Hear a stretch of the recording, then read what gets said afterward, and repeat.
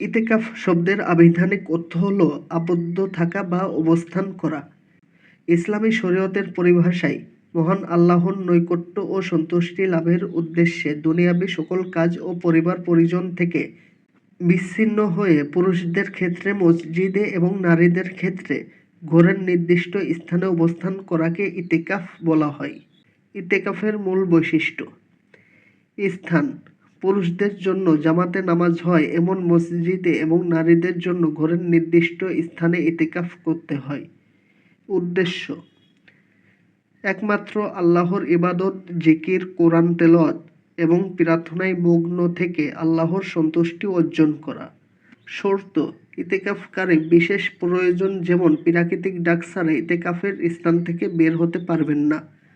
ইতিকাফের প্রকারভেদ: ইসলামী শরীয়ত অনুযায়ী ইতিকাফ প্রধানত 3 প্রকার।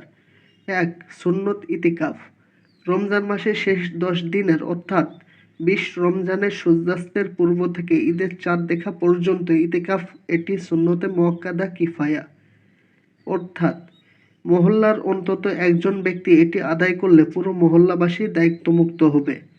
2. ওয়াজিব ইতিকাফ: যদি কোনো ব্যক্তি ইতিকাফের মানত করে, যেমন আমার অমুক কাজ হলে আমি 3 দিন বা 7 দিন ইতিকাফ করব, তখন ওই ব্যক্তির উপর ইতিকাফ করা ওয়াজিব হয়ে যায়। 3. নফল ইতিকাফ: বছরের যে কোনো সময় যে কোনো মেয়াদের জন্য ইতিকাফ করা যায়।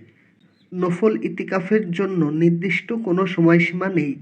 সর্বোপরি ইতিকাফের মাধ্যমে মুমিন বান্দা বিশেষ রজনী লাইলাতুল কদর প্রাপ্তির বিশেষ সুযোগ লাভ করবে।